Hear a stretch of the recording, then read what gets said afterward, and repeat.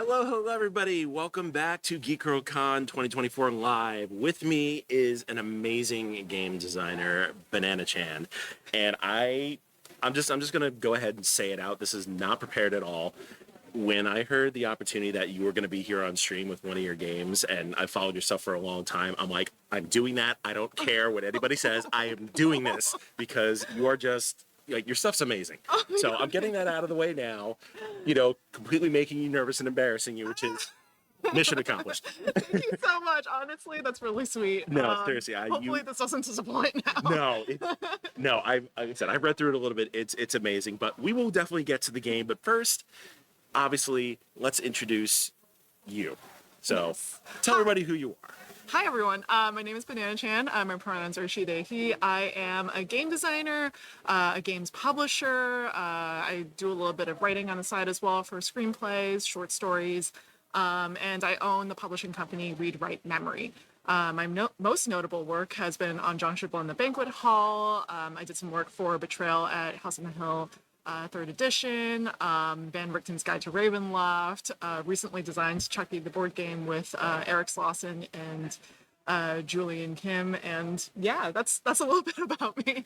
It's quite an impressive resume. Like I said, you've done a lot of amazing things. So the first question that I have on my mind, and I'm sure a lot of people out there do, is the name Banana Chan a nickname, or did that come up from somewhere? Like, what's the origin? So someone called me a banana many years ago, and I swore out of spite that I would stick to that name and basically say that I was going to be more popular than they were. And so, yeah, I was a little bit spiteful at the time. And another part of that was that one of my favorite directors at the time was Fruit Chan. He's a Cantonese film director. And so I was like, that'd be kind of cool to have, Banana Chan as my name. So yeah, that's where that came from. So the rest is history. Yeah. That's amazing. I always wondered, because it's such a unique name, as like, and so recognizable too. I'm like, oh yeah, you see Banana Chan. I'm like, yep, I know exactly who that is. Like, nobody's gonna mistake you for anybody else, because it's just such a unique name. So as far as like the games you make, like what's your inspiration behind it? What made you want to become a game designer and do the unique kind of projects that you do? For instance, Forgery that we're going to do today. I mean, a solo tabletop RPG art experience. I mean, that's something you never heard of. So what's your inspiration behind it? Yeah, so the inspiration behind Forgery is my own art school background. So I went to art school, oh gosh, it's been years now.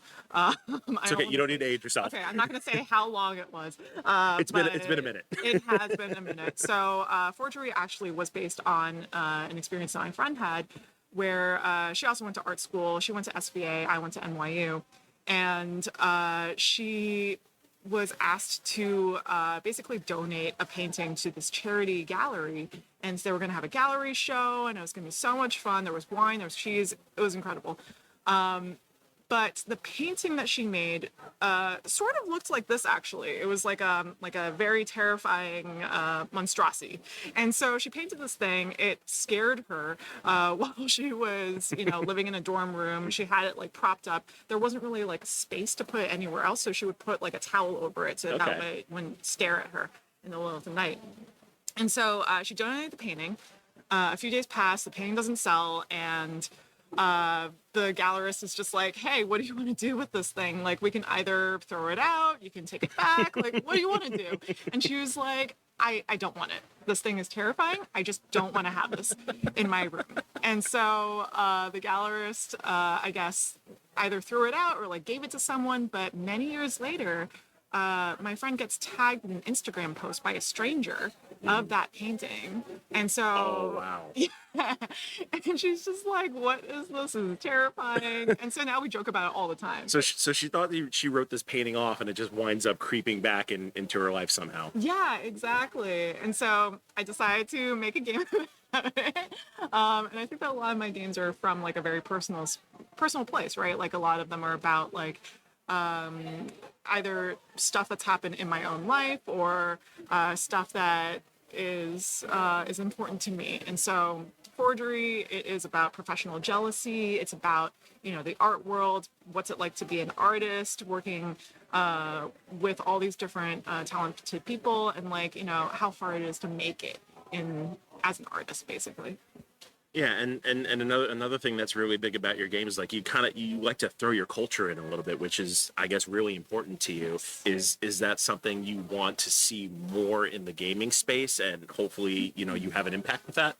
Yeah, I hope so. I really hope that my games empower other people to write about their own experiences, their own cultures, stuff that's important to them. Because I think that there are a lot of games out there that are a specific genre, right? And I think that it's cool to see more horror games out there, more games that are about one's own personal journey. And yeah, I just want to see folks create stuff that they're excited for. That is very, very awesome. So, as I said, we are going to do a run through of this game. Whether we finish or not is going to be up to time, but we're going to go through as much of it as possible. So, through the magic of technology, I'm just going to wave my hands, and everybody's going to be able to see the game. I know. So, this is basically all you need to play the game. Obviously, this is the image that we picked out that I'm going to be coloring in today, but there's how many more are there other than this one? There are 3. So I drew this demon. So this is one of the demons that you can draw. There are 2 other demons that I created that come in a demon pack. And so this one you can actually download for free on our website, www.rwmemory.com. But there are a few others. So this is another one that's another demon. Okay. And then there's a third one, a little bit of nudity. I mean, all of them are nude, but yeah. All right, so you definitely have your choice of which one of these you want to bring to life. So that's amazing that you have many choices. Yeah, so basically just some coloring instruments, a single D6 is all you need, and of course the book. So I'm going to turn it over to you, Banan-chan, and explain how this works. Yeah, so like you said, all you need is a D6. You're also going to need some coloring pencils, but the rest of it is just going to be answering prompts. So we're going to start with an introduction. So to set the space, it's 2023 in New York City. You graduated from art school with dead prospects and too much talent. Nobody wants to hire a painter who doesn't have extraordinarily rich parents. The art gallery scene in New York City only takes the wealthiest, most well-connected people. Unfortunately, you're a nobody. Sure, you aced all your classes and you have a great eye, but it's hard to make it into Artforum magazine. Instead, you found contract work in replicating famous paintings and selling them online, which is actually legal as long as you specify it's a reproduction. The pay hasn't been great until you receive your latest commission. Forgery is a story of a down-on-their-luck art forger named Tempest, who receives a new commission to recreate a painting that they discover is cursed over time. It is a solo tabletop role-playing game where you, the player, will be coloring in a paint-by-numbers image. The colors that you choose determine the outcome of the story. Right. That sounds very, very exciting. And I love that it's paint by numbers, and just a little bit of a spoiler. Obviously, you're rolling a d6 to determine those colors, but you could also pretty much do whatever you want. Yeah. Right. But I'm excited that, the way it's going to turn out is kind of up to chance, and that's really, really exciting. Yeah, absolutely. So some media touchstones for this. The tone of the game is definitely dark comedy with horror elements. So some touchstones could be comedic, they could be they're inspired by Search Party, the TV show, Ingrid Goes West, the movie, or Not Okay, the movie. And then some of the horror elements are reminiscent of Channel Zero or Archive 81. Other influences have been from Videodrome, Ghost, Devil's Advocate, Slither, Black Swan, and The Untamed. Some content warnings, just to keep in mind, are divorce, manipulative, or romantic, friendships or relationships, being involved in a crime, paranormal horror, alcohol and drug use, crab mentality. That's when, you put a whole bunch of crabs in a bucket, and one of the crabs tries to get out of the bucket, and then all the other crabs pull it down. Crab mentality is like the thing in humans, where you're pulling other people down. Professional jealousy and lateral violence. And later on, if we get to later sections of this game, we might experience some gore, self-mutilation, body horror, sex, bondage-related, demon fucking. There's going to be a lot of cursing, by the way. Obsessive thoughts towards your character and other forms of parasocial relationships, and bugs. So this game ideally is not for children. I would assume so with a content warning like that. Yes. So we already have our materials for play. And how it's going to play out is you're going to be pretending to be Tempest. So you're going to envision that you're Tempest, you're taking on their point of view. And you're going to be, I'm going to be reading her story, and you're going to be listening to me reading and answering any prompts that I might have for you, any questions I might have for you. And at specific times, I'll be asking you to color in parts of the paint by numbers. So we're going to go through that in a second as well. All right, sounds good. You ready to get started? Let's do this. I am very excited to get this started. Amazing. So for some quick calibration, ideally, if you're playing this at home, you're playing this by yourself, you might want to take some breaks, you might want to take a breather, and eventually you might want to do some solo debriefing as well. So, take some time for yourself, just like, take a breather if you need to. Another thing is you might want to read ahead. So if you want to get a sense of, what's going to happen later, you can definitely read ahead and answer the prompts after you read them. All right. Third chapter. All right. We're going to get into the story. Very excited. Tempest like the storm. After hours of labor, your mother decided to name you Tempest. Your name in Cantonese is Toifeng, meaning typhoon, which felt appropriate at the time because your family name is Loi, meaning thunder. But your mother never tells anyone else that speaks Cantonese. It's not really something you name a kid unless you want to see them picked on all the time. But unfortunately, it was too late to change that on your birth certificate. Yeah, I couldn't imagine if you tell kids in like a third grade class, yeah, my name is Typhoon Thunder. Yeah, that'll go over real well. Exactly. Your parents got divorced early in your childhood, but you got a new little sister out of the deal. You never got into trouble, you got good grades, and when it came to college, you decided to go to art school. This was the first big fight you got into with your mother. For you, it felt like a huge contradiction. Why would she send you to so many art classes growing up if she didn't want you to go to art school? Well, that's kind of counterintuitive, but okay. Right? Your senior year of university felt hopeful. You might be able to have your own work shown at Art Basel. One by one, you saw your wealthy classmates graduate and get shown at art galleries all around the world. Networking connections fell through for you. And fast forward 8 years, you're now a professional art forger with an Etsy account and everything. Of course, all of it is legal, as long as you tell the person who's buying the paintings that they're fakes. It's a tough living, though. There are only so many fake Mona Lisas you can sell. You're still hoping that one day you'll make it in the art world, but you have to focus on paying those bills first. Living in New York City is tough. Now, let's get to know you a little bit better. Okay. Answer these questions. So the first one is, what was the last forged painting that you sold? I actually thought about this. So, actually, one of my favorite artists of all time is Vincent van Gogh. Ooh. And Starry Night is probably one of my all-time favorite paintings. So that's the one I'm choosing. Starry Night by Van Gogh. Ooh, very cool. Aside from money, what do you think holds you back from reaching your true potential? So before I answer that, it's kind of funny that it's set in New York City because I grew up in New York City. So I can kind of feel to this a little bit. I mean, the city is a very, very rough place for anybody trying to make it. So I think the biggest thing, especially being an artist in New York City, and it's really terrible to say, but it's true, they're kind of a dime a dozen in New York City. Everybody's trying to make it. So the fact that there's just so much out there, it's really hard to just get that breakthrough that you need. So I think the biggest thing that would hold me back is, when am I going to get that big break, or is this even worth it to do? Yeah, absolutely.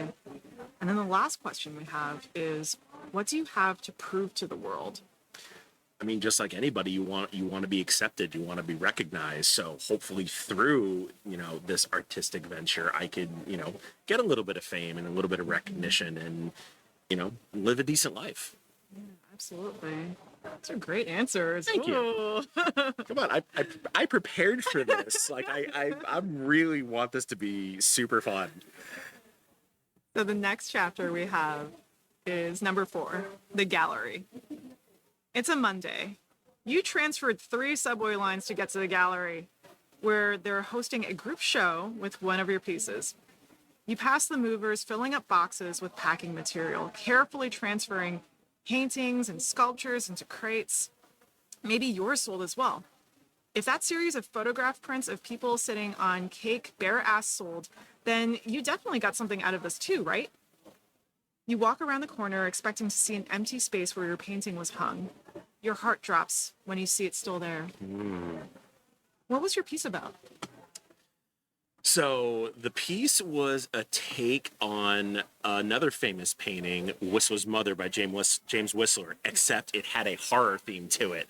Like, it was just completely gory and just like the antithesis of, this just normal looking woman sitting there, but it's just, you don't know what to think when you look at it. It's just like, oh my God, what happened to this woman?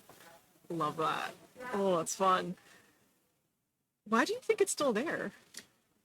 I think it might have been a little too eccentric and just the right person hasn't come by and, say, hey, I want this hanging in my house because this is a, fantastic piece.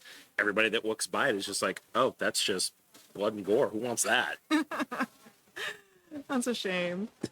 As you stand there contemplating the reasons why it might be too intense, not intense enough, too unrelatable, not relatable enough, the gallery manager taps your shoulder, startling you mid-thought. Oh, good. I don't have to tell you. Unfortunately, it didn't quite make the cut this time around. I guess our clients just aren't looking for whatever your painting was.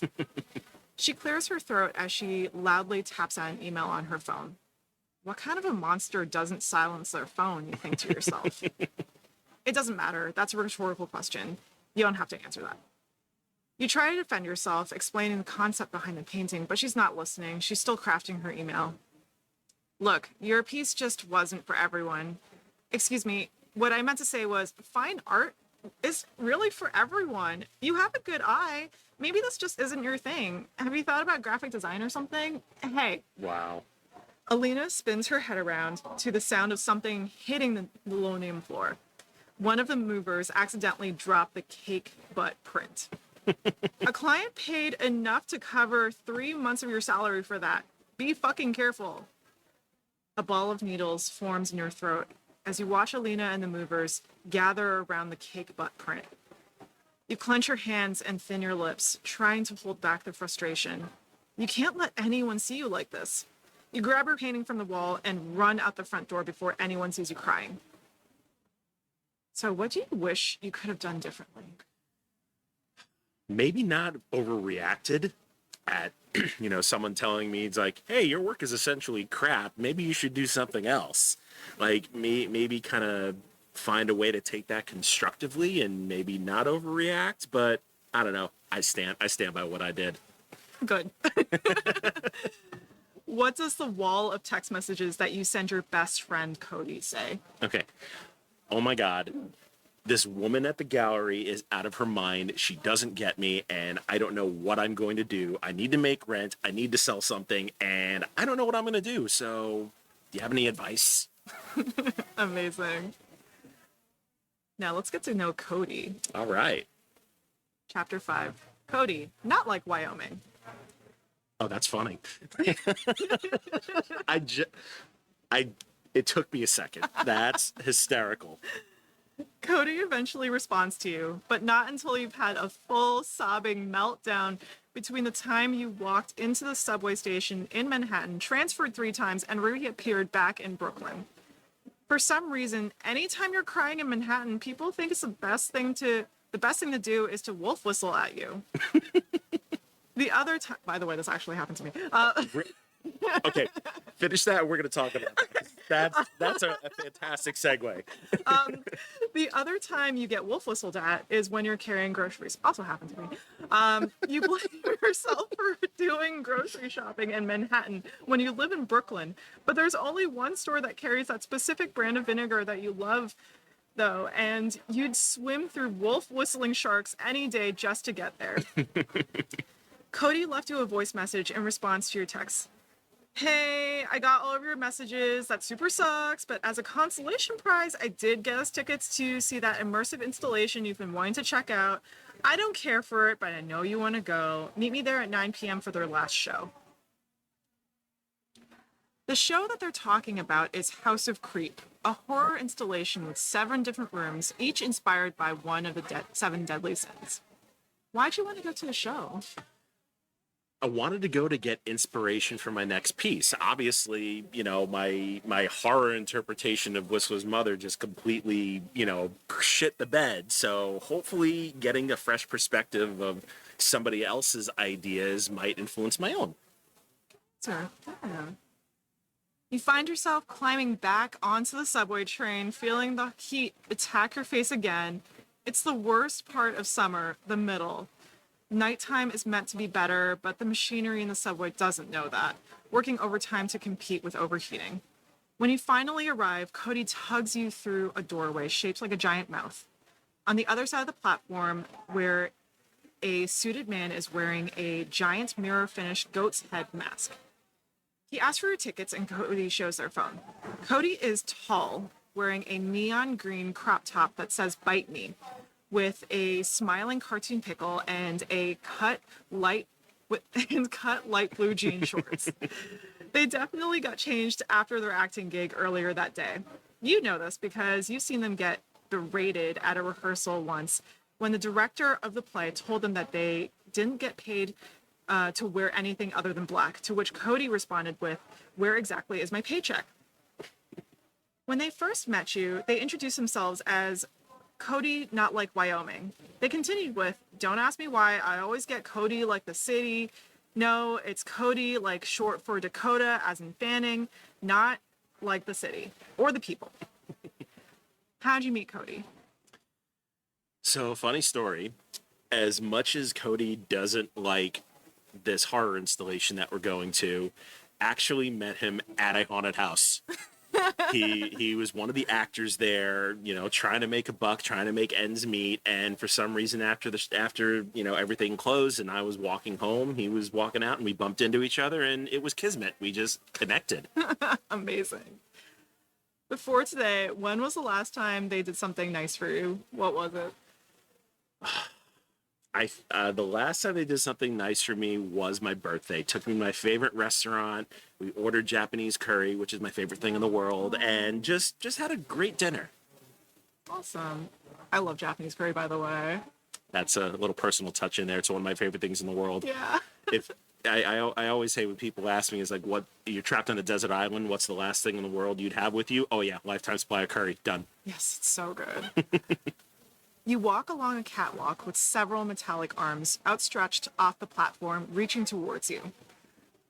Some of them are holding fake phones. "This place is creepy," Cody remarks as they bend down to take a selfie with an arm holding a phone. How meta. You tell them that's why it's called House of Creep. You know that Cody only got tickets because they knew that you were excited for this. They said they don't really care for this kind of thing, and they meant it. A pair of protruding parted lips acts as the entryway into the next mirror-filled room, where you notice someone familiar. Fuck, it's the guy who got his print sold, Nate. You recognize him after stalking his social media stories, hate watching his videos despite knowing you'd only drive up his viewership. He's hanging out with a group of gorgeous people, standing like a Hemsworth brother, wearing a sleeveless shirt and sea-bleached hair. Before you can tell Cody, they wave at him. You try to pull their hand down, but it's too late. He's already walking over to you. "Hey, I know you two. We had classes together in college," Cody remarks, while looking at you as if to say, "What did I do now?" "Oh, right, yeah, painting. I always sucked at that course." Nate looks over to you. Hey, weren't you at that art show a while ago? You put together every ounce of confidence into your voice to tell him that you were showing there. You explain your piece's concept, but before you can finish, you hear Nate's posse yelling for him to hurry up. Hey, sorry, I gotta go. It was great catching up with you both. Nate waits for you to introduce yourselves. I'm Cody, and this is Temp. Brody and Temps, great. We should get brunch one day. Nate waves hurriedly and reconvenes with his group. You know that ending a conversation with a stranger by saying that you should get brunch is basically the same as saying, I'll probably never see you again, but I want to be polite about it. What kind of shit do you talk about behind Nate's back with, Cody? Oh, Nate. You want to talk about the epitome of a just terrible human being? That piece of shit right over there. Why do you feel intimidated by Nate?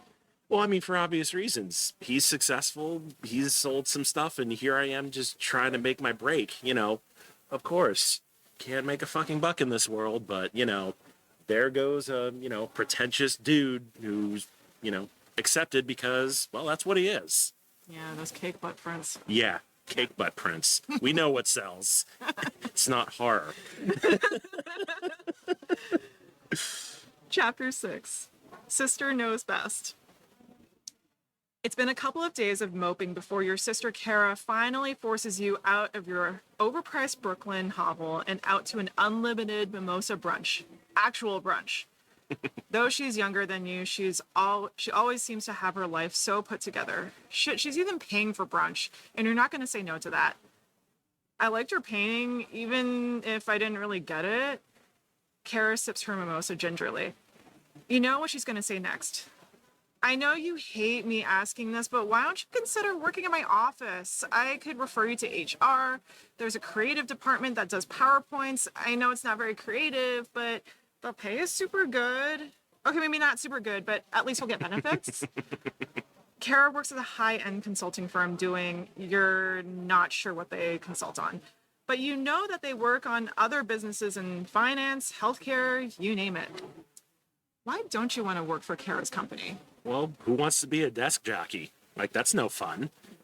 Like, making art is fun. It's vibrant. It makes you feel good. You're sitting behind a desk. You're just doing what everybody else does. What's the fun in that?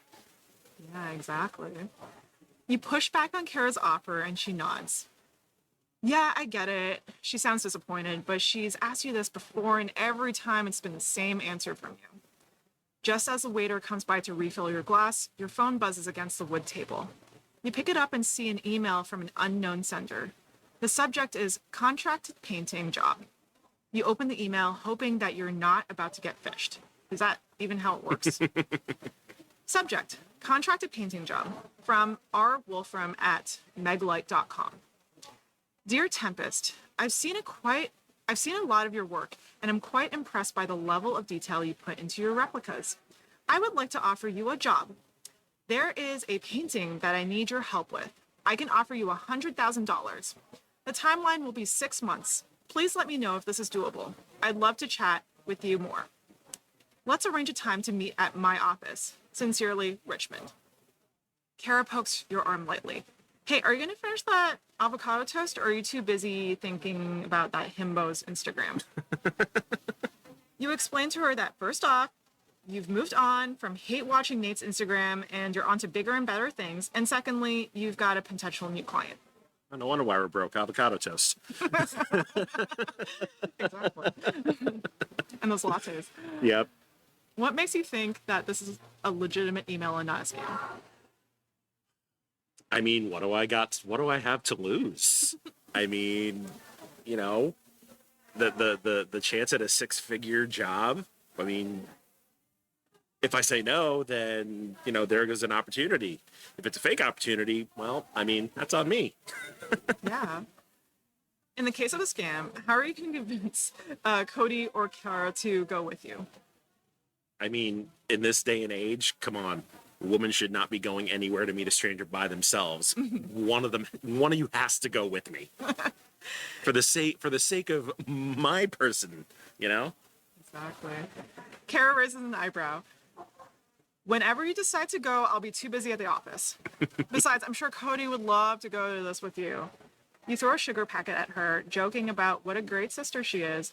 She laughs before a realization seems to sweep over her face. Oh, but I think we might have a project with Meglite soon. Can you keep me in the loop with this?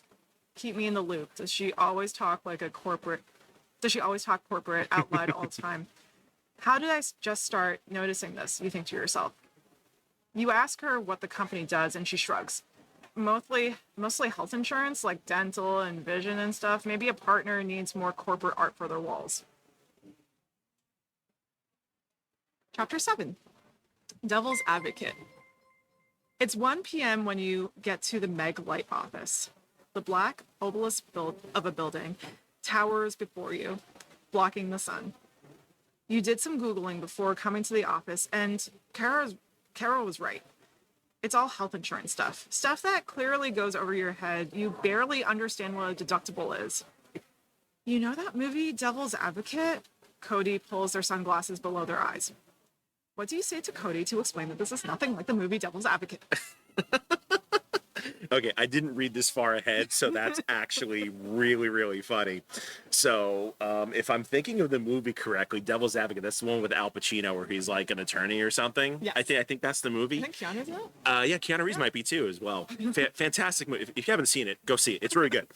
But I think the way I would try to explain it is, well, one, I don't even know who this person is, so how do I know that this is, going to be the devil incarnate? Like, it's just complete rubbish. So what do I have to worry? Yeah, the building looks ominous, but so what? That's not a sign. Right, exactly. What could go wrong? Yeah, this is everything is fine. Everything's fine. Cody laughs nervously. I'm just kidding. I'm sure we'll be just fine. This is totally normal. Through the revolving door, you approach the security guards playing on their phones. You ask to see Mr. Wolfram, and the security guard gives you an annoyed look for interrupting their Sudoku game. Oh, how dare you? Exactly. After a quick phone call upstairs, she takes your IDs before handing you a paper pass. You two can go right up. I'll be keeping your IDs until you get back. You and Cody exchange looks before the guard explains, we've had a lot of problematic folks here lately. Devil's Advocate, Cody whispers into your ear.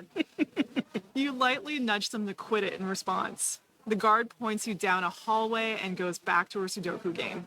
You enter the sleek chrome elevator where you have some time to panic with Cody. What if we don't get our IDs back? Cody whispers. What if they're going to take us and kill us and sell our body parts on the black market? Didn't you say that this is like a health insurance company? What if they're going to gouge us on our insurance rates, blackmail us with our body parts so we have to pay for a higher deductible? I'm an actor. I can't pay for any of this. What do you say to calm Cody down? Well, hey, look at the bright side. After they sell our body parts, our families are going to get a great chunk of that change now, aren't they? I say it's completely sarcastically, of course, just to the point of, really? The elevator doors eventually open, and a woman in a gray blazer and pencil skirt greets you. Hello, you must be Tempest. Hi, I'm Cody. They introduce themselves without even prompting. Cody, the woman raises an eyebrow. Nice to meet you both. If you will follow me, Richmond is expecting you. She guides you through a maze of cubicles, leading you to a beige door next to several uncomfortable-looking fake wood chairs. She stops you both, pointing at Cody. Not you. You'll have to wait outside. Cody throws her hands up dramatically and flumps her ass down in an uncomfortable chair. Ow! They turn to the woman. For what I'm guessing is a multi-million-dollar company, you should invest in better seating options. I'll be waiting outside, Tempest. First sign of trouble, I'm running in there, guns blazing. They point at their flexed arms. You nod and enter the door. On the other side is a wood-paneled office that you swear is larger than your own apartment. Books line the walls, reminiscent of an old clubhouse library, minus the globe thing that opens out into a bar. The room is also missing that cigar stench. A window crawls from the floor to the ceiling, exposing the city below. Behind the desk is a handsome, older white man grinning from ear to ear. You wonder who he looks like. Richard Gere, Pierce Bronson? You keep an eye on his mouth, checking to see if he has fangs. Could he be a vampire? You think to yourself, luckily there's no sign of fangery. Ah, Tempest. Please have a seat. Richmond motions to the red leathered seat across from him. I'm a big fan of your work. The precision in your recreations are magnificent. Something that I've always found fascinating about your art is how much power it can hold for the viewer. How it is an embodiment of what the creator wants to convey. What bullshit about art do you spew at Richmond? Well, I'm glad you like my work. I mean, obviously, I've gone to school for years. I know what I'm doing. I can make the best stuff in the world, but nobody sees it that way. You've hired an expert, and you're not going to be sorry. He throws a manila folder at you. This is your assignment, along with enough cash for expenses and 20% of the project. Consider it in advance. Once it's finished, I'll give you the rest.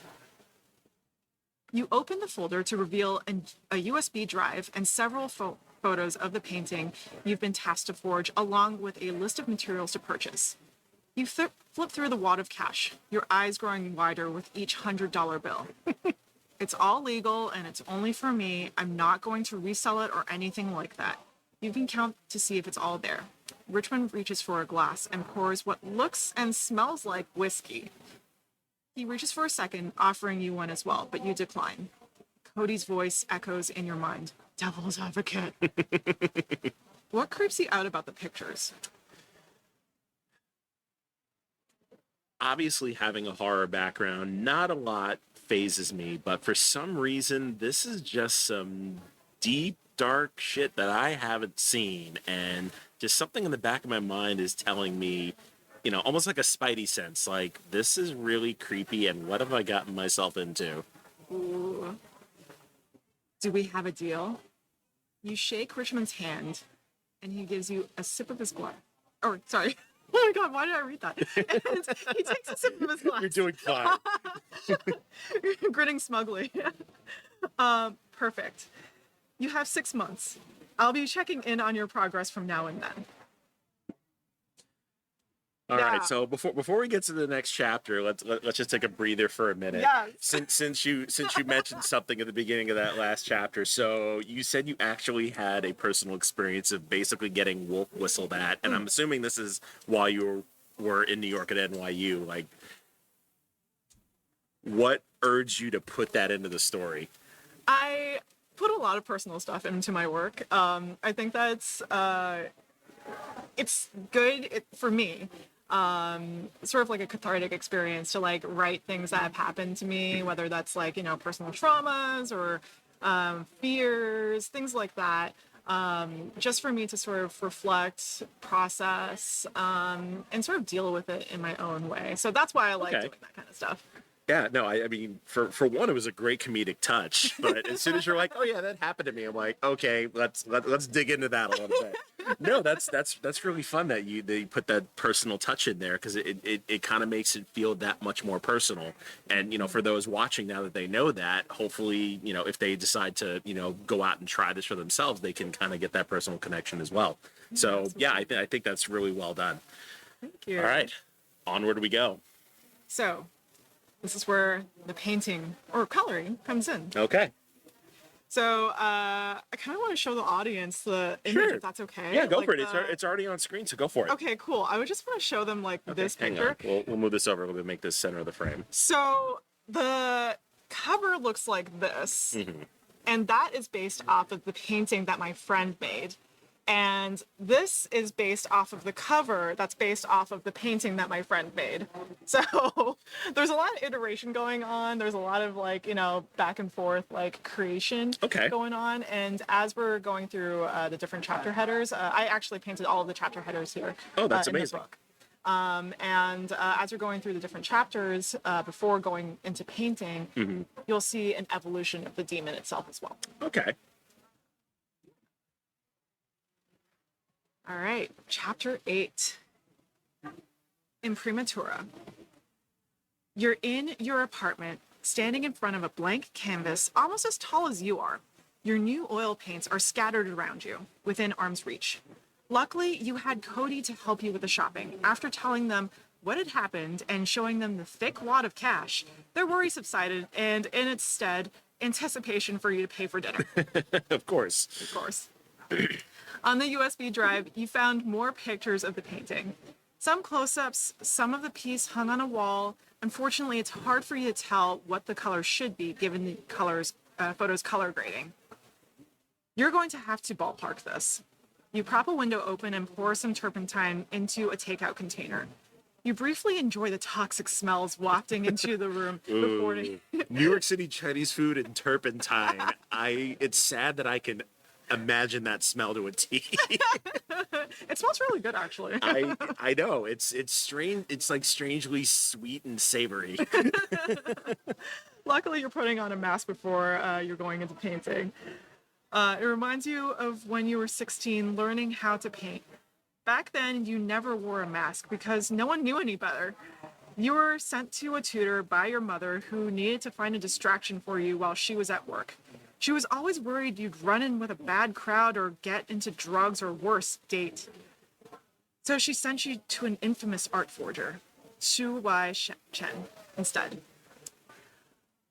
Why did you enjoy your lessons with Wai Chen? Well, it seemed like my calling. Like art wound up, just being a big part of my life. So I wanted to put my all into it, and I just wound up having fun with it. What was your favorite thing or person to paint? For some strange reason, I would have to say, like still life, like fruit or inanimate objects, because you can just get so many intricate things with still life and interpret it in so many different ways. Like you can do it as is, you can kind of go abstract and go for shadows and everything. So just the wide variety of ways you can interpret a piece is really, really fun. So yes, I would say still life. Very cool. It was around the fall time when you received a letter from Wai Chen, an apology saying that he would be going on a very long trip to Taiwan, and you were one of his star pupils. You didn't think much of it at first. You'd probably resume your lessons eventually. But it wasn't long before you found a news article about a gallery owner getting arrested and an illegal art forger on the run. How'd you deal with losing one of your favorite teachers? As hard as it was, considering, I have my teacher to thank for all of my ability, I now have to kind of learn to come into my own and, make my own stance into the art world. So as hard as it was, I just kind of had to stand up, brush myself off, and just keep trucking on forward. As you reminisce, you start to form an outline of the painting. You look at your reference photos and shudder.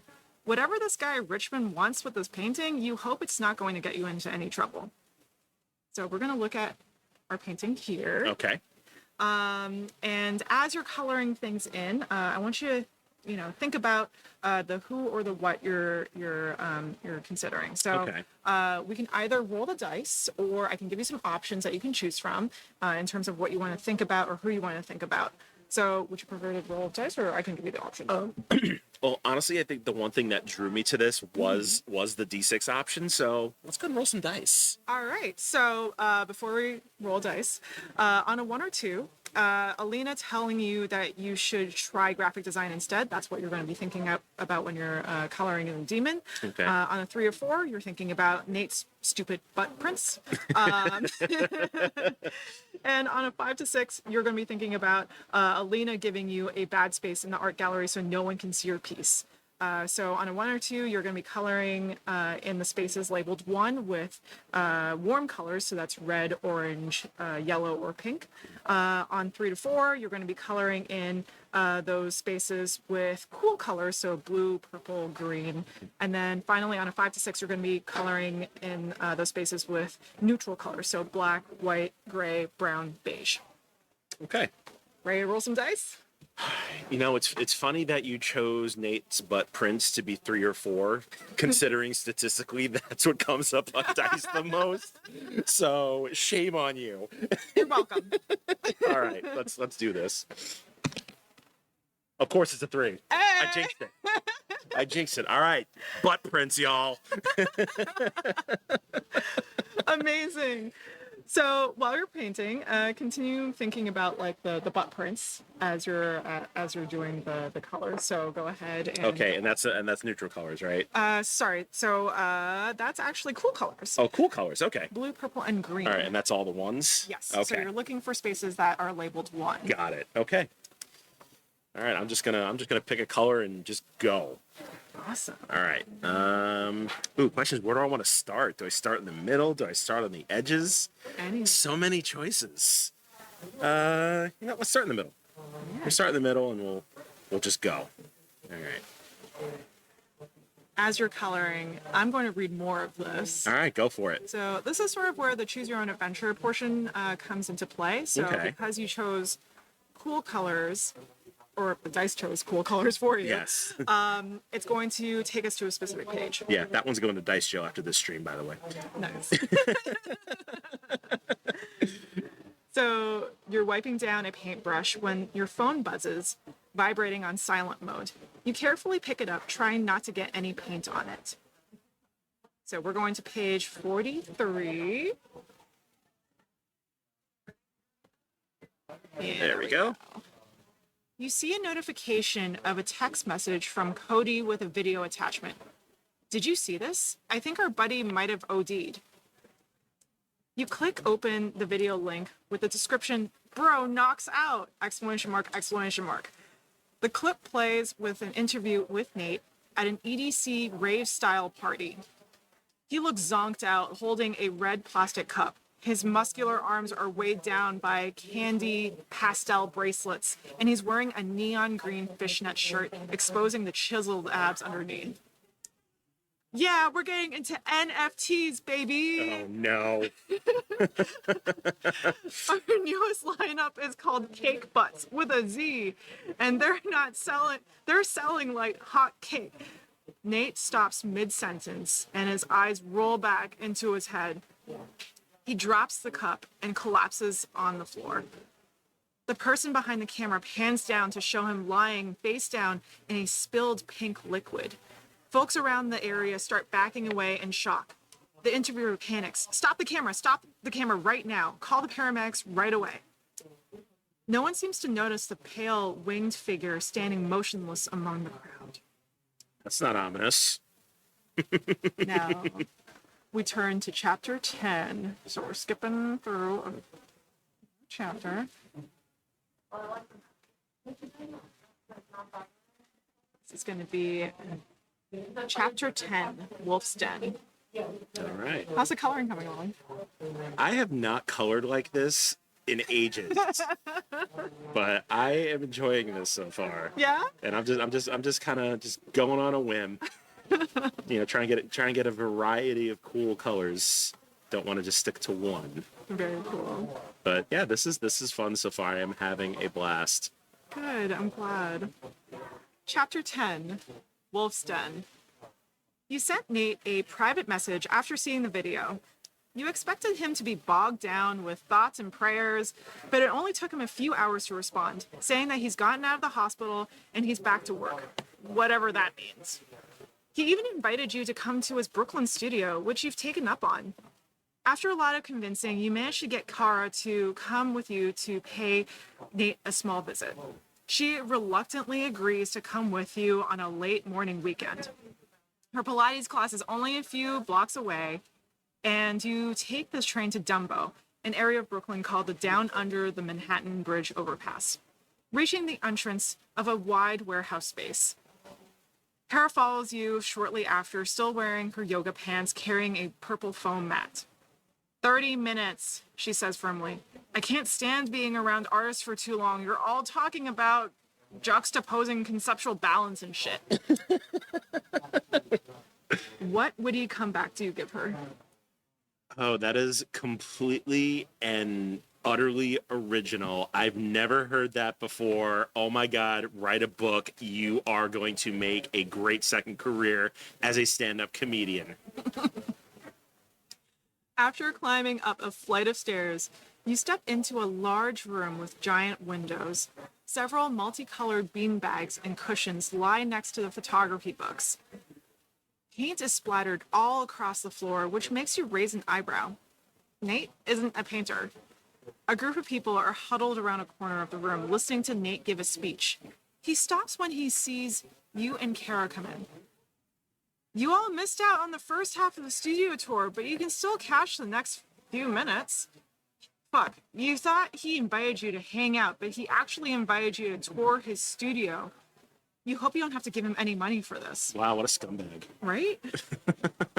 As the last few minutes of the tour wrap up, you slump into a beanbag. You check to see if Kara isn't too bored, but she seems preoccupied with her phone.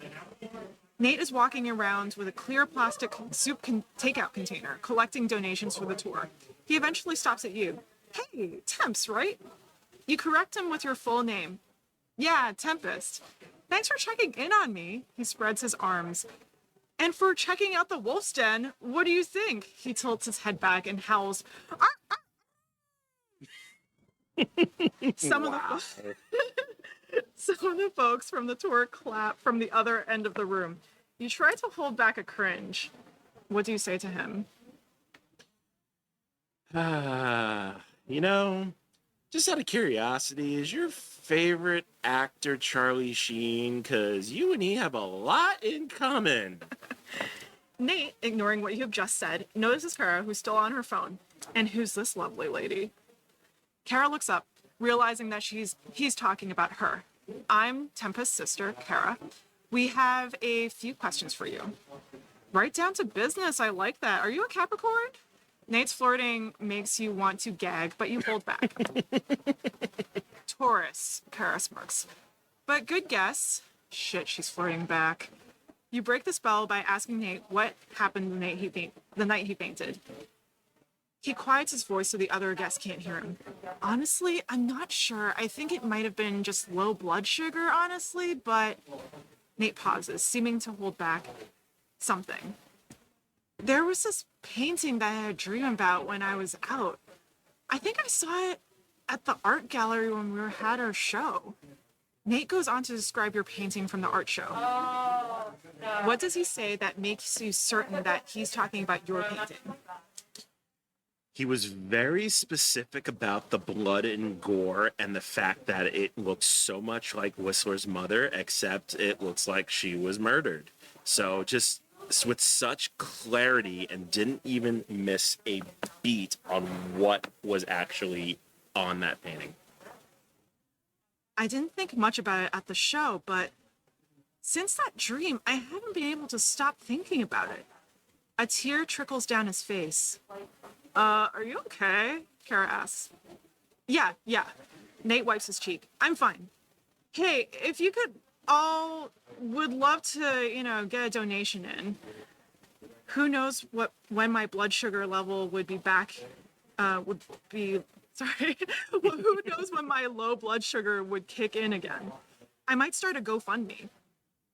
After dropping $5 and $1 bills into Nate's fund, you and Kara depart, leaving you with more questions than when you started.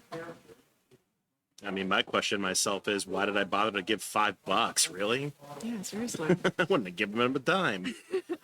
Kara asks you, what do you think is going on? Why is he crying like that? How do you respond?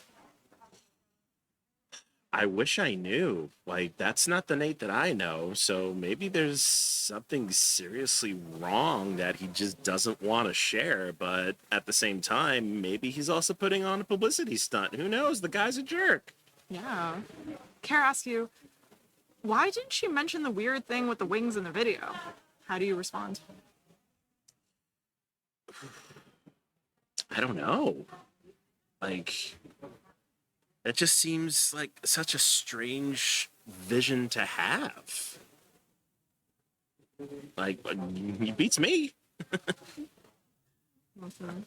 So before we get into the next chapter, I want to check in on how you're doing with coloring. I'm doing fine. Like I said, I'm just kind of, doing a couple of spaces, and then I'm like, all right, let's change colors to kind of keep a variety going.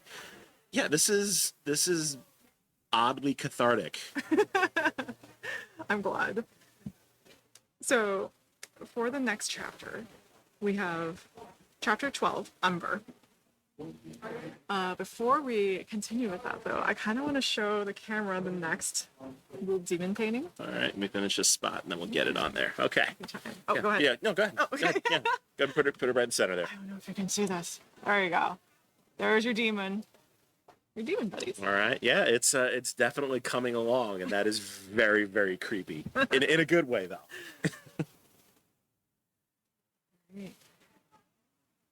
So you're back at your studio/apartment with a mask over your face, keeping the fumes away.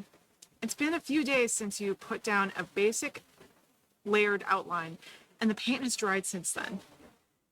You figured you could take your time with this job, considering the timeline. You rest your gaze at the tall canvas in front of you, trying to figure out what to tackle next. You look at the reference photo on your laptop, zooming into the hideous face on the creature. After much back and forth in a group text, Cody and Kara both have decided that the thing in the video was some performance artist being weird in the background, which would actually make sense. Maybe it's just a big coincidence. You've all seen the photos of this thing, so it could just be the result of apophenia. Random events seemingly related, but they're not at all. You're about to start on the painting when you get a notification on your phone. Alina has followed you on social media. Your first thought is wondering why she hadn't been following you before. And you open up the platform and notice that she's also tagged you in a post. Interesting. So exciting to see all of these incredible artists making things, especially at Toil and Tempest, who is an amazing new artist bringing life into the art world. Follow her for more of her work. What do you comment on the post? Well, for one thing, that's a complete departure of what she told me at the gallery, that essentially I had no idea what I'm doing. But you know what? I'm going to go along with it and be like, thank you for the hype, and hopefully you'll see a lot more great things from me. Do you use any emojis? I'm gonna throw a poop emoji in there for fun, just so she knows I am not buying it for a minute. You place your phone down and go back to painting, ignoring any more notifications for the time being. You squeeze out a tube of color onto your palette. You think back on a time when you were young, living with your mother and stepfather. You both moved around a lot, but your mother gave birth to your little sister Kara somewhere in between. You and Kara became inseparable, despite your age gap for a few years. What happened to your birth father after the divorce? It's a sad story, really. It was one day when I was 4 years old. He put on his sneakers, looked at me and said, "I'll be right back. I'm going to get some milk." He did not come right back. Ouch. Yikes. What was your childhood like? Don't remember much about the beginning of childhood, but from the things that I do remember, it was kind of rough. Obviously, not growing up without a father figure, and my mother being super strict. I basically just tried to put on a cheery front like nothing was wrong, but on the inside, I was just a lonely and hurt child without two parental figures in my life. You remember needing to downsize a few times from all the moving, throwing out a few of the canvases and paints. That never stopped your love of painting, and being taught under Y-Chen only reinforced that passion. So we're going to start doing the second color soon. All right. But before we do that, let's go back to how things are going with your drawing. All right, yeah, I think I'm almost done with the ones. I think I have like one or two spots left. I don't know, like, if I have a method to my madness here. I'm just like, okay, I've done one color, let's move on to another one. I'm just kind of going with the flow. It's looking and great. in a way, I'm wondering if I'm just kind of on autopilot here, which I don't know, might be meta. Yeah. just kind of going with what I feel here. I think it's looking great. Thank you. I love it. The Yeah, color. and I am not an artist at all. Like, the best thing I do is stick figures. So the fact that I'm like doing this color by numbers thing is definitely a departure from any artistic skill that I might have. But at the same time, I'm kind of like, this is starting to turn out kind of fun. Yeah. Yeah. What do you think of Tempest so far? I don't know. Like, I can kind of relate, with somebody just, trying to make it in the city, but I don't know. There's just some like air of mystery about her. I'm like, honestly, what really is her drive? Like, we've gotten to know her a little bit, but at the same time, there's just like this aura of mystery that I'm just like, there's just something that's not being said, and it's really, really intriguing. So, who's your favorite character so far? I'm not gonna lie, I'm kind of attached to Tempest's sister Kara. She's just so ridiculous. Like, you can't help but laugh at like half the stuff she's been saying so far. So really enjoying that. Cody's kind of fun as like the best friend, and yeah, I mean, I can't help but to like Tempest, at least initially. Like, at first I'm like, okay, she seemed kind of like a relatable character, but I don't know. We'll see how the story goes. I might change my mind. And I think, yep, I am on my last one spot. Ooh. I'll give you some time to sort of color in that last spot.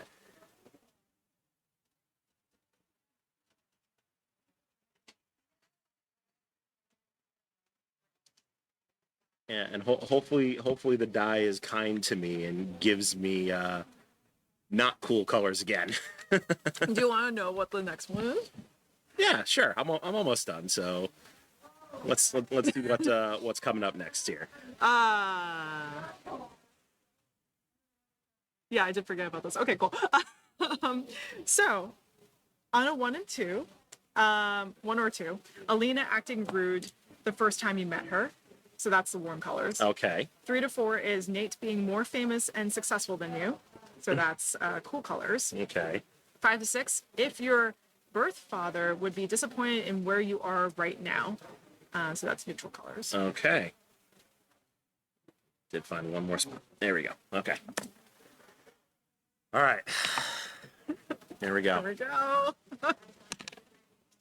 1. 1. So that's warm colors. Warm colors. All right. I get to switch. Yeah. I like it. So that's Alina acting rude the first time you met her. Big surprise. I know, right? So while you're coloring, continue thinking about that topic. According to the types of colors that you use on that number, you'll receive a certain outcome. You place the paintbrush down, happy with your progress. You eject the USB drive and open up a new browser window to check your social media. So go ahead and fill in parts. Yes, anything that's labeled 2. Anything that's a 2. Okay. Yeah, that's going to be what you're coloring in next. And we are going to go to page 66. All right. I'm not gonna lie. I'm kind of glad I got warm colors because now I get to conflict and contrast. All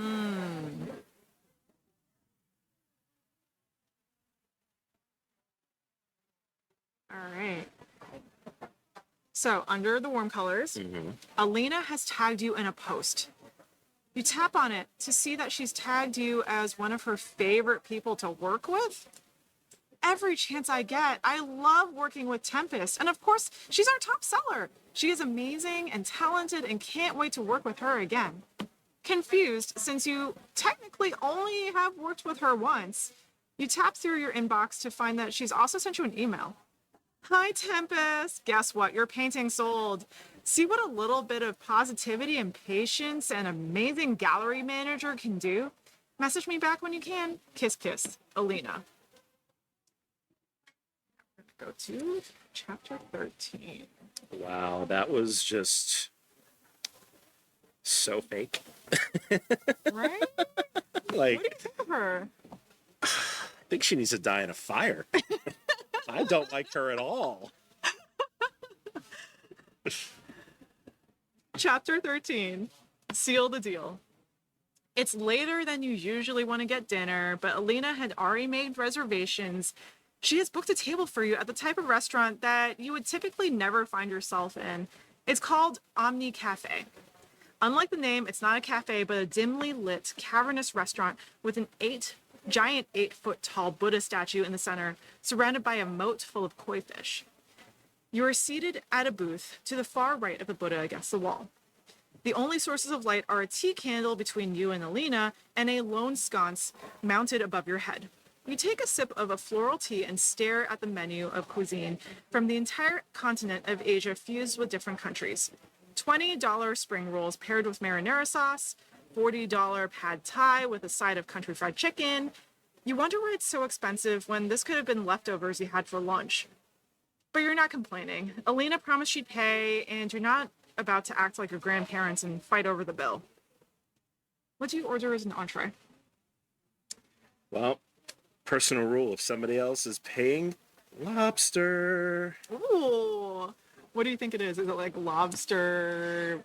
Like something pretentious, like lobster thermidor. Oh my god, I love that. Lobster thermidor. Congratulations on your first sale. Alina lifts her half-full cocktail glass over to you. You lightly and awkwardly tap your heavy porcelain tea mug against the glass. Careful not to break anything. You thank her, feeling a little suspicious. What do you think her ulterior motive is? You know what? Beats the hell out of me. Like, I'm still confused about why she's being so nice to me after this painting sold. I'm beginning to think that, oh, this person sold, so, you know, with it being her place, she probably gets a commission, so I'm sure all she sees is dollar signs. And that's why she's being nice, because, you know, can't let the money run out. Right, yeah, exactly. You probably think this is a little weird, that I've suddenly changed my mind about your work, and look at where that got you. I was wrong about you, and I hope you can forgive me. She seems genuine this time. Besides, she didn't take a cut from the painting, so maybe she truly means it. Oh, joke's on me. Here I am thinking, oh, she wants money, and she didn't take a cut. Well, shit. The thing is that I want you to have your own solo show. I think you have potential. Of course, this means I'll need to take a cut, but I hope everything has proven to you that we can work together. Oh, there we go. There it is. Like, I gave you a freebie the first off. Now I'm going to make money off you. What makes you hesitant, but you want to move forward anyway? Again, like, she was a total snake in the grass and basically just said my work was crap. But, you know, now that it's sold and she sees dollar signs, you know, she's going to take a cut of it. But if it means I'm making a buck, hey, sometimes you got to play the game. Yeah. What do you say to seal the deal? Well, as long as you don't berate my work again and you keep your rates fair, sure, I think we have a future working together. Alina gives you a funny look before saying, perfect. So let's get those details ready. I'll let my assistant know. Oh, our appetizers are here. The cheeseburger dumplings are to die for. Yeah, I want to find a place that has cheeseburger dumplings now, because that sounds amazing. I've had them before. They're actually pretty good. Really? Yeah. They come with a vinegary dipping sauce. Huh. They're not bad. So before we get into the next portion of painting, I'm going to ask you a few questions about Lena. Okay. So, how'd you meet her?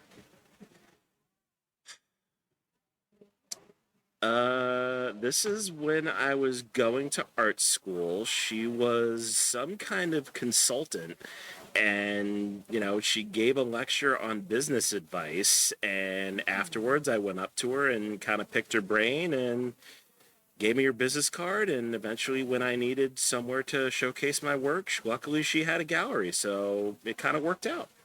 Yeah. Do you think that her and Nate have worked together in the past and that's why things went well for him? Like, is there some favoritism involved? I would definitely say there's some favoritism involved, especially if those two worked in the past and as successful as Nate has been. I wouldn't doubt that there's favoritism at all. Yeah, for sure.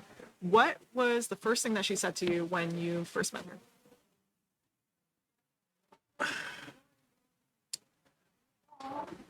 She kind of said I looked like a lost puppy looking for my way in the world. Oh my God. And she wanted to help alleviate that. Okay. That's what she said. She said I looked like a lost puppy. Wow. How'd you react to that? Kind of insulted, but at the same time, I was, young and dumb, and I didn't really take that for what it's worth. But looking back on it now, I probably should have been more offended. Yeah, seriously. Yeah, so I want to hear the tea. Do you know anything about her personal life? She kind of keeps to herself. I mean, other than the interactions I've had with her, she's I don't know, she's kind of a strange, shrewd businesswoman. When you go through her Instagram, is there anything that's like oh, this is an orange flag. Not quite a red flag, but definitely an orange flag. I don't know. I can't really put my finger on it.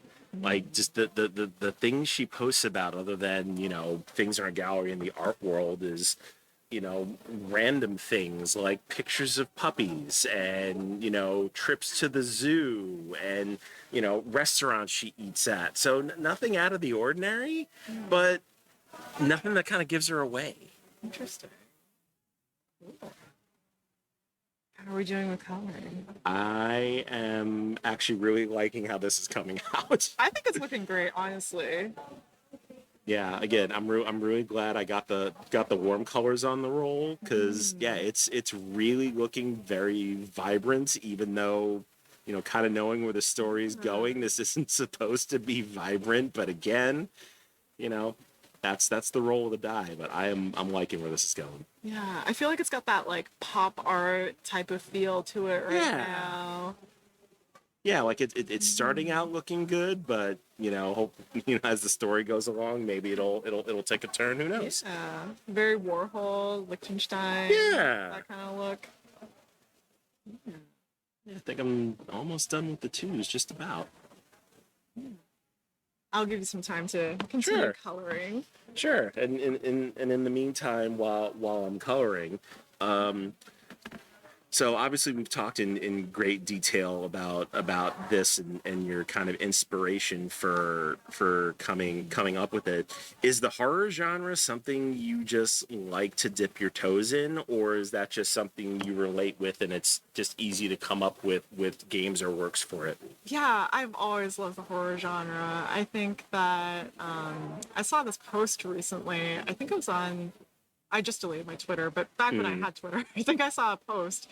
It could have been Threads or something else, but someone posted about how folks who you can tell what type of trauma someone's like working through based on the types of horror they like and horrors they enjoy. And I feel like that's very relevant for me. Like I really like, like psychological horror, folk horror, horror that deals with like a lot of personal stuff, body horror as well. And so, yeah, I think like for me, it's horror is like a very cathartic experience. It's just like writing about it, thinking about it through the lens of how does this apply to me, and how can I like inject some of the stuff that I've experienced into it, and sort of reflect back and think, oh, this is the stuff that I'm processing. I guess like I've always just enjoyed horror as a genre in that sense.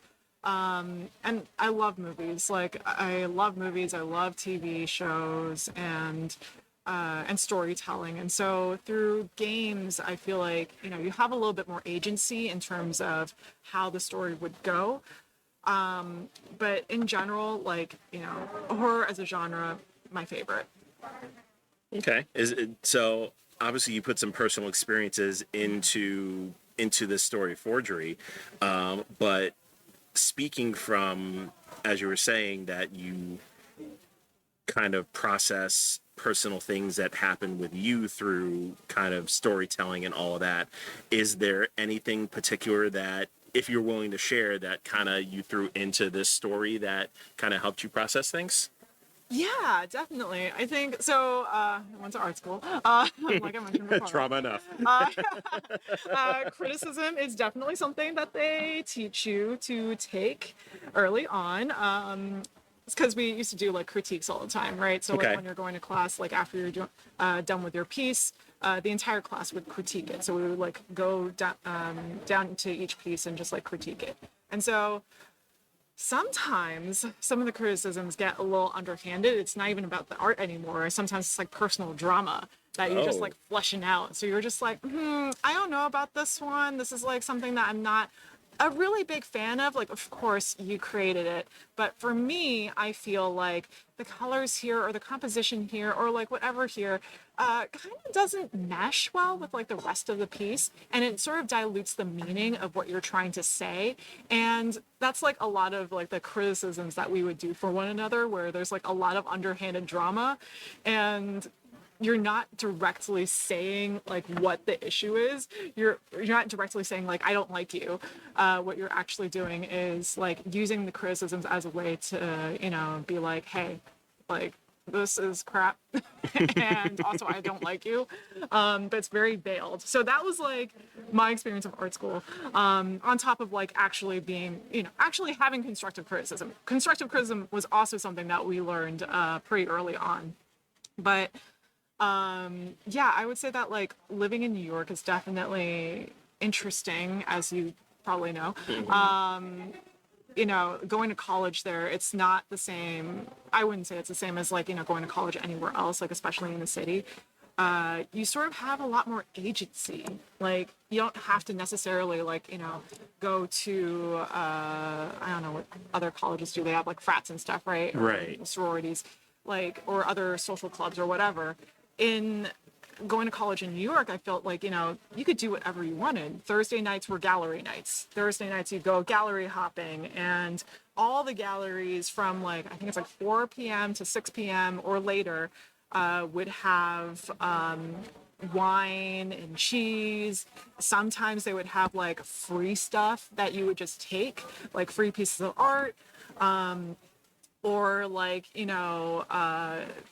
I went to this one show that was like the theme was donuts or something, and there was That's this, interesting. yeah, there was this giant like grand piano, and it was filled to the brim of donuts, and they expected you to just take donuts from the piano. This is pre-pandemic, by the way, so Okay. like, it's like Yeah, this wasn't yesterday. yeah, exactly. And so I think it was like, yeah, it was many years ago, and like people would just like come up to the piano and just like take things, and it was such a weird way of just like having agency over like your college experience and also building a community. Okay. Around the same time, unfortunately, I also didn't realize soon enough, but I did go through like I had an alcohol problem, and so during that time I was going through that, and of course gallery openings didn't help, living in New York didn't help. Oh yeah, because alcohol is everywhere in New York. Oh god, yeah. Easily accessible. Yeah, easily accessible, it's free, and in order to socialize, that's sort of like a thing where it's like you have to go out, you have to go drink. What else are you gonna do? Well, I mean, especially in like the art community, it kind of almost goes hand in hand in a way. Right, exactly. And so I spent a long time sort of going through that and processing that. It wasn't until I was 26 I just quit, and I sought therapy. And then, I am fine with alcohol now. Like my relationship with alcohol has definitely evolved, and it's definitely a lot different now. But I think back on, my time in New York and how much it was sort of like so much freedom, but also at the same time just like so much chaos and like all the stuff that I hadn't been able to process while I was living there. If not, for my art, like if I didn't have art to go to, I wouldn't have been able to like process all this information and all the thoughts that had been going through my head. So yeah, that's a long-winded way of me saying just like, art is really important to me, and yeah. Nope, and I can kind of see, your drive in putting a lot of your experiences into this story. And I think that nope, I have a couple more twos left. Almost Ooh, done. There's a lot of twos. Almost done. Yeah, I think there's more twos than ones, Yeah. but that's okay. It gives you some time to think. Exactly. Making this, go as smoothly as possible. Yeah. In the meantime, I can show the next, Yeah, go for it. probably the next one. So this is the next chapter that we're going to deal with. So this is the third painting chapter. So we're going to be doing Okay. section 3 soon. And I'm going to go ahead and start reading. Yeah, go for it. Chapter 16, Grayscale. It's wonderful. Richmond clasps his hands together. You think to yourself that he has a Mr. Burns vibe, but you quickly try to shake that impression off. He places a hand on your shoulder, his eyes still on the tall canvas. You have done very well so far. I'll be back to check in on your progress. What do you say to Richmond, but you don't have the nerve to... What do you want to say to Richmond, but you don't have the nerve to say just yet? The fact that this piece is really, really creepy, and why did you choose me? I also noticed that you're gaining quite the reputation online, Richmond smiles as he heads to the front door. Keep at it. You're very talented. You open the door to let him out, leaving you alone with the grayscale creature in the painting. You gather your materials to plan your next layer. This is where it gets fun. The colors and the details are your favorite part. Before you get started, you notice your phone glowing. It's Kara. Oh, what does she want now? I know, right? Remember when you said your client is from Meg Light? I did some digging because we might have them as a client soon too.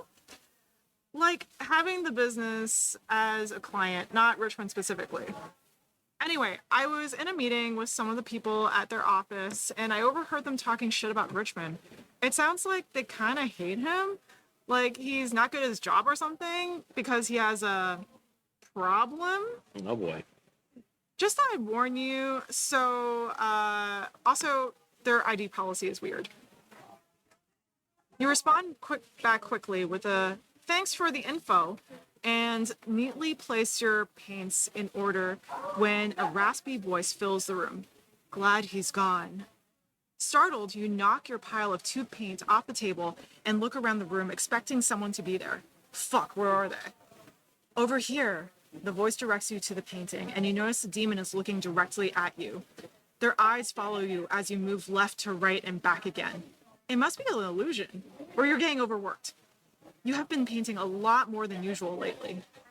You have me to thank for gaining popularity. The winged naked man smirks. I hope you like all the presents I left you, the success that I've granted you. I just wanted to give you something back for bringing me back into this world. You must be wondering who I am. I am, in some ways, a god. And I can fulfill your desires. But I don't have a name. Maybe you can give me one?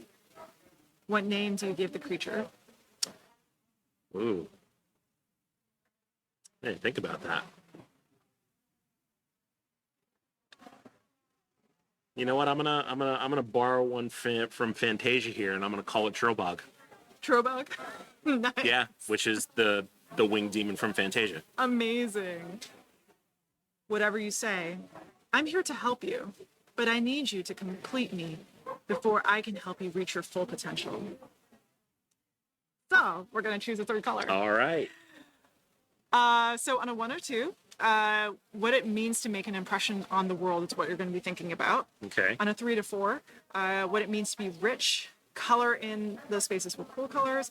And then on a 5 to 6, what it means to be famous and popular. All right. See what third color gives me. A 1. Gave me a 1, so we're going back to warm colors. Yeah. All right. So you're going to be thinking about what it means to make an impression on the world. All right. So I think we might have time to just go through this. Probably not to get to the 4th color, but we can definitely go through at least this part. Awesome. Ooh, now I really have to think. Ooh. While you tickle the paintbrush across the creature's body, trying not to look up at them, you can feel them smiling at you. When you finish, you feel yourself blushing, avoiding their gaze. They point at your phone. I think you might want to check your phone. So we're going to page 86. That's not creepy at all. So Warm 3. You had never contacted the Museum of Modern Art, but someone there seems to be interested in your work. You glance up at your new friend, and they seem pleased with themselves. Go on, open it. I want to hear you read it out loud. Subject: MoMA PSI grant. From Arts PSL program grant at MoMA.org. Hi, Tempest. We saw your work recently on social media, and we think you would be a great addition to our visiting artist program. We would like for you to create some pieces for us to exhibit, and we would offer you a grant in exchange, as well as free access to any of our ticketed events. If you're interested, please let me know, and we can set up a time to meet. Okay, into chapter 17. Right, everything just falling into place. Yeah, you're getting so much popularity. This is great. Look at you. What could go wrong? Shouldn't have said that. Anyway. Chapter 17, New Family. The sun beats down on your face as you exit the Museum of Modern Art's PS1 building. You've just finished a successful meeting with the marketing director for the MoMA. You're surprised at how well it went. They even posted you on their social media, garnering you even more followers. You've never seen so many strangers interested in your work. Do you wonder if Wai Chen can see all of this now? You're becoming a real artist, someone who people respect and are giving opportunities to. What do you think Wai Chen would say to you now if he could see everything that's happened? I think he'd be very, very proud. Because, the greatest thing for a teacher is to see the students surpass them. So I think he'd be very pleased with where I'm at. Amazing. Looking at your phone, you realize that you have several missed calls from your sister, Kara. Shit, you were supposed to have lunch with her today, and that was an hour ago. Oh, no. You call her back, and she immediately picks up the phone after one ring. Where the fuck have you been? I got us a table at LaRue. Do you know how hard it is to get a table at LaRue during this time? I had to eat by myself. I look like I got stood up. I swear the waitstaff was laughing at me. What do you say to her as an apology or an excuse? Tell her the truth.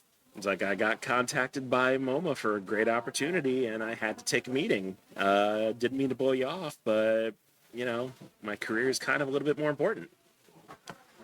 I guess that's fine. She backs down a little. But you owe me big time. Seriously, what's going on with you? You're never this forgetful. You remind yourself of the creature in the painting. You hear their voice hiss in your ear. She won't understand. She just wants you to make PowerPoints all day at her stupid little corporate office. What makes you think the creature is right? Because the creature's absolutely right. It's like I said at the beginning of the story. Who wants to be a desk jockey and just do boring things like paperwork? I think that's what would be in store if I took that job. How do you rudely dismiss your sister before hanging up? Quit trying to recruit me for your stupid little company. Things are going well for me, and I don't need your dumb six-figure job or whatever it was and your stupid benefits. I'm doing fine. The voice returns. That feels better, doesn't it? No more nagging little sisters who think that they know better than you. You and I both know that you don't need her. You need to focus on your success. Now that you secured the MoMA PS1 deal, you have a whole new series to work on. You nod at no one before looking back at your phone. You have another 200 new followers. Man, things are going great. Yeah. How can you complain when things are going so wonderfully? Exactly. All right, so we're going to chapter 20. I'm going to quickly show the audience what the next demon looks like. Okay, go for it. And then I'll just read some stuff and then we can get back. Oh, this is getting even creepier. I love it. I love it. All right. We got about 10 minutes, so. All right. We'll try to speed through this. Yeah. You're back in your apartment having $50 celebratory takeout sushi. Yum. You're scrolling through your notifications, seeing that Nate has commented a few of your posts with repeats of "so cool" and "oh wow, wow," and an emoji. You chalk it up to him love bombing you after feeling bad about forgetting your name, or maybe he wants to share your success. How do you respond to Nate's comments? You were a jerk before, and now you want in my life now that I have some success? I'm not buying it, pal. One of your newer followers with the username ChromaB247 seems to see through Nate's bullshit and responded to a "so cool" with a "are you a bot?" You said the same thing That's in every amazing. post. Anyway, love your work, Tempest. You smirk, glad that someone sees Nate for who he is. You finally wrap up reading all of your notifications when you receive a text from Richmond. Hello, Tempest. Hope you're well. I was wondering if you've noticed anything strange lately. Anything out of the ordinary? You look at your winged friend and they urge you. Don't tell him about me. You and we have a good thing going. We don't want to bring him into the mix. Let's just pretend you don't know what he's talking about. How do you respond to Richmond to feign ignorance? Ooh. You know, everything's going fine. Nothing out of the ordinary. I just think my talent is finally paying off and things are going right. So, no, I think everything is status quo. As soon as you send the message, 3 dots appear, signifying that he's typing a message. After a grueling 20 seconds, he responds with, "I see. Well, congratulations on all of your accomplishments of late. Looking forward to seeing my painting done soon." Your friend smiles even wider, showing their many teeth lined across their face. "I'm happy that we're here together. You only have a little bit more left on the painting. Once you're done, I can be by your side for anything you might need. I'm here to make sure you succeed. Forever." You grin back when you feel your phone vibrate again. It's a text message from Kara. What the fuck does she want? "Tempest, we need to talk. There's something not right with the painting.